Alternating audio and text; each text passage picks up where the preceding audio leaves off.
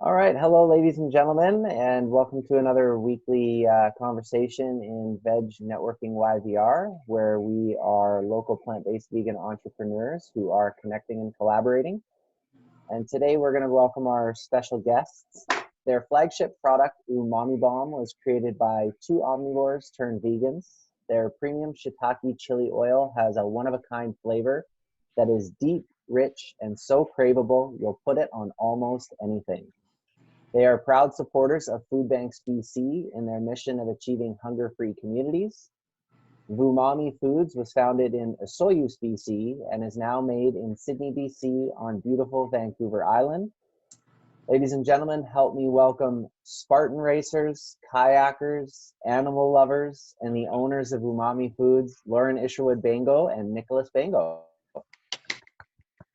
Well, thank you for the introduction, and I'm impressed by the level of research you did. I don't think we submitted bios, so apparently we're out there on the interweb for all to see.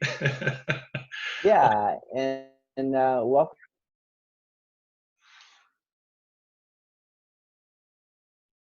Oh, sorry, I think you cut out there, or we cut out. Can everybody still hear us? I can hear you. Okay, Okay. Justin, you might be a little Justin's frozen. frozen. Welcome here. There we go. There we go. Oh, perfect. Yeah, no, I was just saying, is the correct pronunciation Baingo? Yeah, that's right. Thank you for getting it right. Most people don't the first time around, but it does often lead to song. So thank you for not, going the song route either. Yeah, absolutely. Yeah. So with that being said, forgive me if I do have any technical difficulties of cutting out and whatnot. And if that does happen, Helen will jump right in. So our first question before getting into business is centered around plant-based veganism. And we're very curious, what is your origin story around plant-based vegan? Yeah, absolutely. So I think like a lot of people, we started gradually. We didn't just one day wake up and decide to go vegan. We felt that eating animal protein didn't really align with our values. It just kind of felt wrong. So we started by going pescatarian quite a few years ago. I think that was 6 years ago now, maybe more. And gradually over time, as we got like wrapped our heads around what it was like to not eat meat and how much better that felt, that gradually extended to fish as well. And we cut fish out. The idea of being pescatarian started to feel a little silly after a while. And then eventually we just started weeding more and more animal products like milk and cheese out of our diet until eventually we essentially became fully vegan. So it's been kind of a journey for us, but at each stage of the journey, it got like a little bit easier and a little bit easier until all of a sudden you're vegan. You're like, this is actually very easy. And you feel so good physically, sort of emotionally and psychologically as a result that we were just loved it and became really dedicated to it. I think for us, it was kind of founded in a few different things, like the ethics of what you choose to eat are really important to us. It didn't feel good to say you love animals, to be animal lovers, and then to eat them for protein when you don't actually even need that to survive. So the ethics were a big part of it for us, but then also the carbon footprint reduction that you can have by taking meat out of your diet as well was also pretty impressive. It's not cost effective to buy an electric car for everybody, but it's very cost effective to cut out eating meat, and you actually have a more positive impact on your carbon footprint as a result of that. So that was part of the decision for us as well. And then of course the health benefits.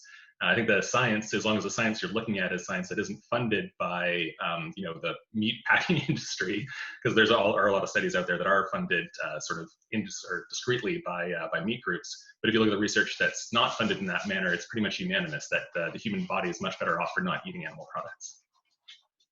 Yeah, and this is the first time that we've been welcoming sort of a special guest as a two-in-one combo. And so, with that being said, Lauren, was the journey that you guys experienced sort of did it start together, or was it one before the other, or how did that pan out? Yeah, it was together. We made the decision together. I think I was more on board at first. Nick was a pretty big meat eater, so it was probably a lot easier for me. But yeah, he was into it. Like when you consider like the ethical implications and environmental implications, yeah, it was a pretty easy sell. Yeah, and the way that you guys mentioned your journey being different storylines, it just kind of was gradual, I guess. That helps with the sustainability of that choice too. Like once you actually got to being fully plant-based, because it wasn't so drastic. Yeah, it probably, like you said, Nicholas, very easy to keep up.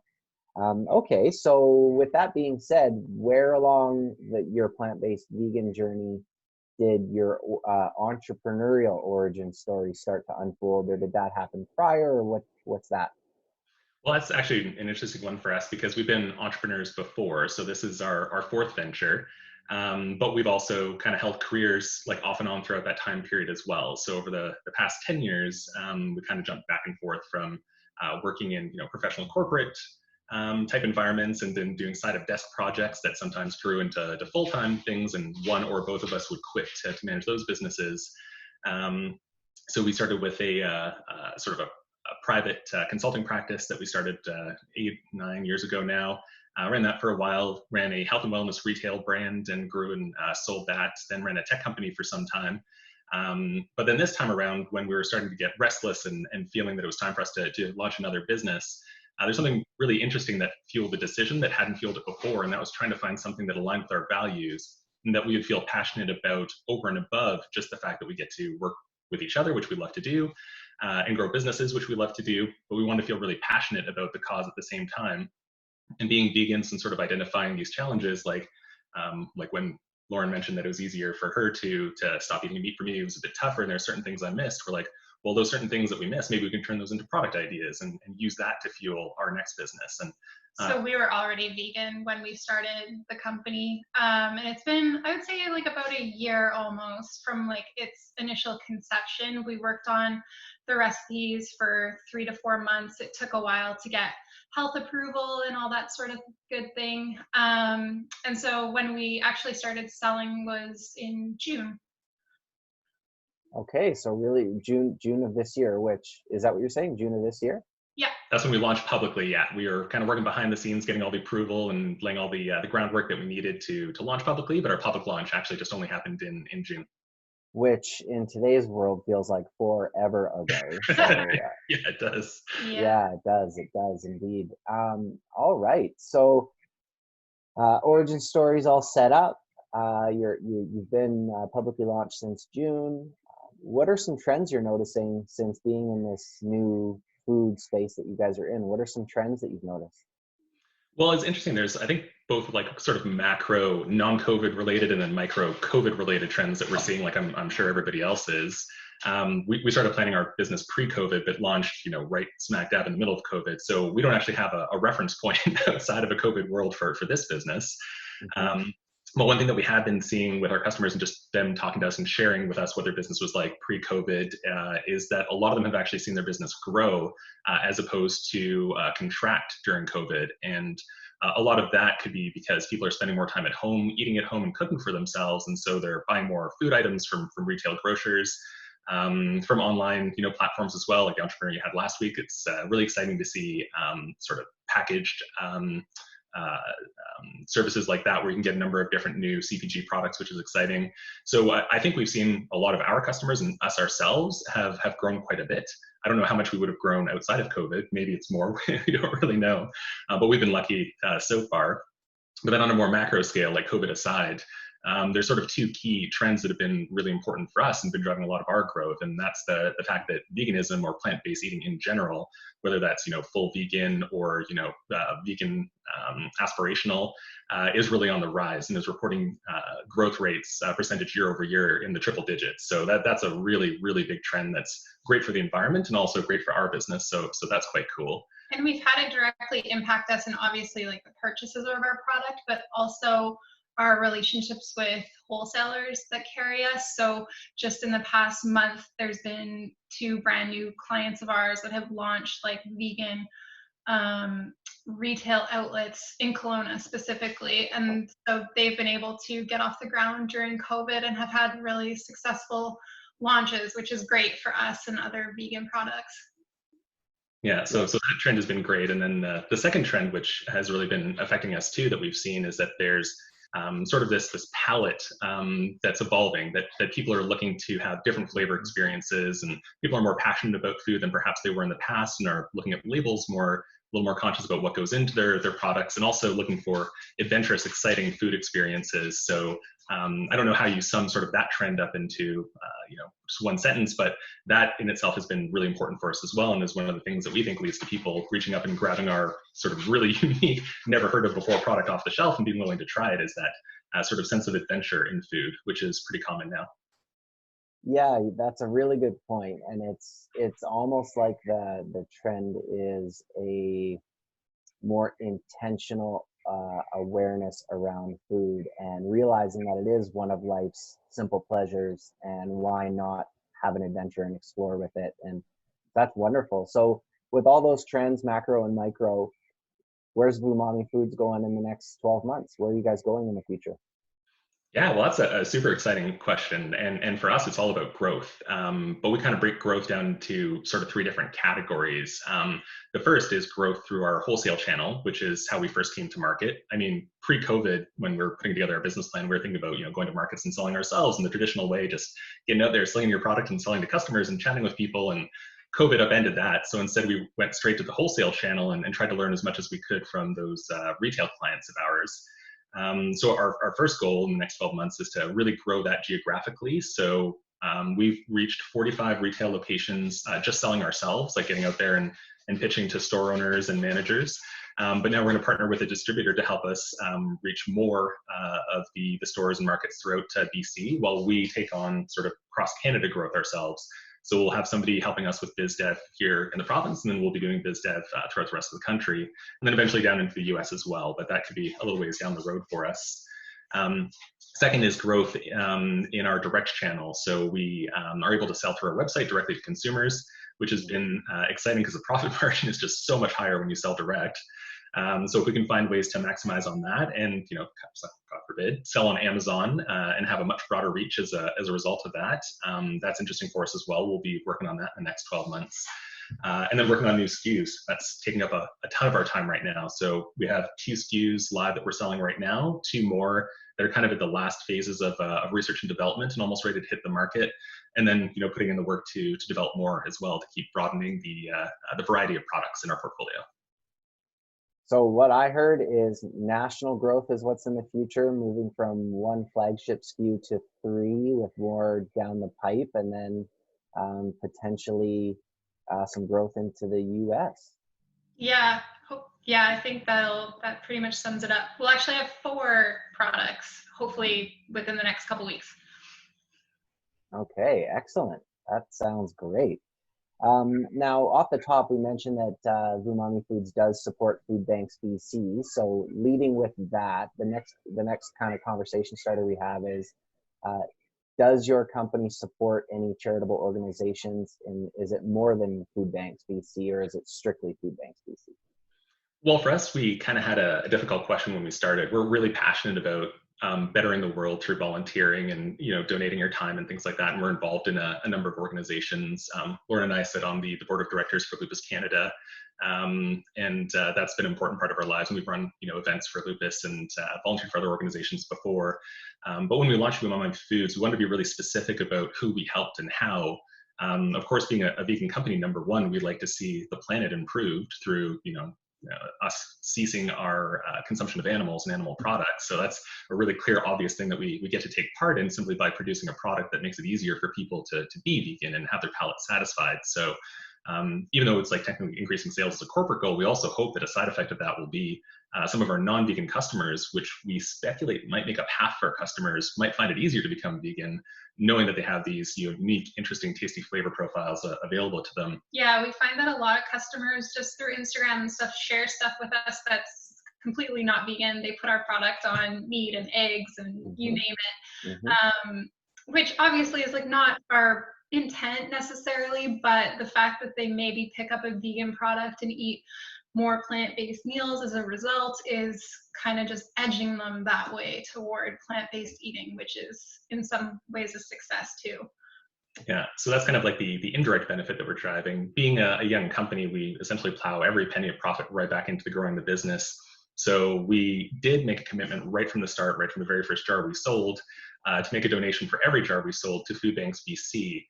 Just because the contrast of us being, in a world where we can sell this, really nice premium product that not everybody can afford, while simultaneously there's people who can't afford to eat at all. It just felt wrong to us. So while we feel animals and the planet was our main thrust into going into this business, ensuring that everybody has something to eat is really important for us as well. We feel it gives us the social license to operate in an environment where we sell a premium product like we do. Yeah, and well, first of all, thank you for right from the first jar and continuing on for Food Banks BC. Thank you for doing that, because that's, really, really important and valuable. And it's interesting to listen to you both, because they're indirect. They're not the obvious way that you could help, right? I mean, although you're vegan plant-based, it's not the obvious of giving to animals, which there's nothing wrong with, but giving to food banks and people in hunger, it's not an obvious choice. And Lauren, what you mentioned about the food going on non-plant-based food, you're absolutely right. Again, it's interesting because it's not the obvious plant-based alternative to something. It's something that might just plant a seed in a different way with somebody. And I bet you that happens all the time, just from your branding and everything that you guys stand for. So, okay. And now the next question I'm really interested in, considering your backdrop, the next question is, do you have any apps, podcasts, or books that you would recommend to not only the people here listening that you see, but also the people who will be watching the replay? Absolutely. I mean, we could, talk about interesting books and podcasts for hours on end if you wanted. Obviously, we love to read, and we both have business backgrounds as well, and got business degrees. So, we love to go through intellectual explorations of all the cool, business concepts and stuff that are out there. But if we really narrow that down to just what has helped us the most with our business here today, I think the NPR podcast, How I Built This, by Guy Raz, I don't know if anybody on the call has listened to it, is just fantastic. It's a really honest, straightforward look at, both the ups and the downs, and, really diving deep into the downs of being an entrepreneur and growing a business. And that's helped us a lot as well, because we've had, business successes and business failures in the past, and you learn from both, but I'd say you probably learn more from the failures. So having a podcast out there that's really honest and lets you look at those challenges in depth is really good. So I'd say we're pretty big fans of that. From an app perspective, that was an interesting question. We sat down for a little while and chatted about this before the call. Like, what do we use that other people might not be using right now that's really interesting and helpful for us? And do you want to talk about Notion? Yeah, we use a tool called Notion, and it basically lets you organize all of your resources, as well as create yourself a timeline for all of your objectives, what you're going to complete today, what you're going to complete, this week, and what you're going to complete like 3 months from now. And it's kind of like allows you to like move those items through the stages, so you know exactly like what's getting done. Is it getting done when it's supposed to get done, and was it done on time? So that's been really helpful, just for having a repository of like go-to stuff for the business all in one place, and for kind of road mapping our to-dos. Yeah, so it's really interesting if you haven't used it. It acts as like an internal wiki for your organization, a place where your data and your records can live permanently and you can go back and reference. It also acts as like an agile sprint board, so you can, block out everything that you plan on working on. And then a place where, you can also store like old roadmaps, new roadmaps, and sort of compare and contrast between what you're doing before and what you're doing now. So it's a really robust tool and pretty cost effective. So we highly recommend that. And then you mentioned something interesting too, Lauren, thinking about like quarterly goals and thinking about our business goals in terms of 90-day chunks. There's actually a really good book called The 90-Day Year that sort of helps you refocus your business goals, not on what you can accomplish by the end of the year, but instead think about what you can accomplish by the end of this quarter. Or you doesn't have to use quarters. I'm from a sales background myself, so I tend to think in quarters. But by changing that timeline and getting really aggressive about short-term goals, you tend to have much greater throughput and you get a lot more done. So the tool kind of helps facilitate this sort of 90-day year sort of business planning philosophy. Yeah, and it sounds like the workflow capability of seeing the progress, that's just massive. So that's great. Thank you for those tips. The Guy Raz podcast, I forget what it was called, the Notion app, and then the 90-day year in terms of a book. So yeah, thank you for taking some time to debrief a little bit and figure out what is interesting and what would bring value to the people listening, because that's exactly what this is all about. So as a kind of dovetail question to the previous one, in terms of entrepreneurs or brands that you look up to or aspire to keep track, keep tabs of, are there any, and it doesn't need to be local, it can be, but local or global, are there any specific brands or entrepreneurs that you have your pulse on and have had for some time? Yeah, I mean, we both enjoy reading business biographies. Like we've read the Howard Schultz biographies, and Zappos is a really good business biography as well. There's a lot of great sources out there for inspiration in business, but I think the ones that probably affect our day-to-day leadership the most would be, and again, it's arguable whether Amazon has, bettered the world or made the world worse. But if we think about it just from the level of success they've achieved, and I've worked at Amazon twice before in different roles, and Jeff Bezos, especially his early leadership and what he was able to accomplish, and the type of organization he was able to build that allowed scalability, with just like never-ending innovation and entrepreneurship within the organization is pretty amazing. Having been a part of it and been able to work there, and then at other times work for less innovative and inspirational leaders, it's just such a shocking contrast that it's cool to see what the next sort of type or generation of organization in our modern society can look like. But of course, it's almost like you'll see on the shelf here, there's some Ayn Rand up there, and you can really go deep on the side of capitalism and individualism. And if you do so too far, you're going to lose sight of what really matters in life. So we tend to balance that out by looking at leaders like, struggling to remember his name, Daniel Lubetzky of Kind Snacks, the Kind Company, and how he's been able to build a company that's, he thinks about things not just in terms of for-profit or not-for-profit. He thinks about in terms of not only for-profit. And I think that's the next like socially conscious way to try and build a company today, is to think, yes, we have to generate a profit, and by making vegan products we're going to, but that's not our only goal. I mean, there's lots of cheesy terms you can use, like triple bottom line and things like that. And or if you do go home and listen to the Guy Raz podcast, if you listen to the one, I can't remember his name, but the owner and creator of Lush Cosmetics, he has a really, really awesome vision behind that company. It's not just about making cosmetics and about making clean cosmetics, but it's also about being able to maximize the dollars that they put toward environmental causes. So leaders like that are just really inspirational. Yeah, wonderful. Absolutely amazing. I know back in the day when I was doing some philanthropreneur work, Kind Snacks was happy to jump on board and support. So the growth of companies like that, Kind Snacks and Lush, have just been gigantic. And then of course Amazon and Bezos and all of that. Okay, so the last question that we have, 8 of 8, is always prefaced the same way, that we are asking for your advice for those listening to the conversation today. So with that being said, what is your advice, tips, tricks, hacks for those entrepreneurs? And actually, to your point, Nicholas, even for the intrapreneurs, the entrepreneur within an organization. So both intrapreneurs and entrepreneurs, what is some advice that you have? Well, again, it's funny, we were chatting about this beforehand, and it feels kind of odd to offer advice when we're so early.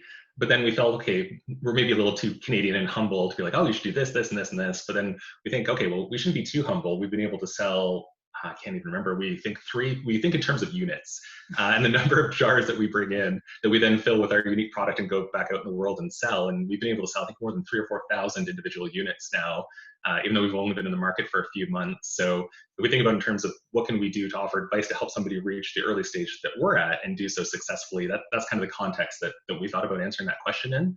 And the first thing that comes to mind is just getting out there and selling. So obviously being really clear about what your value proposition is. You're creating something unique and new to bring to the world. And that's awesome. Like you definitely have to do that and really know what you're doing differently than others, and how you can go out and articulate that to potential buyers. But then like really letting the rubber meet the road and getting out and selling, and letting the market tell you with where they choose to spend their dollars, whether or not what you've invented is something that they want to have.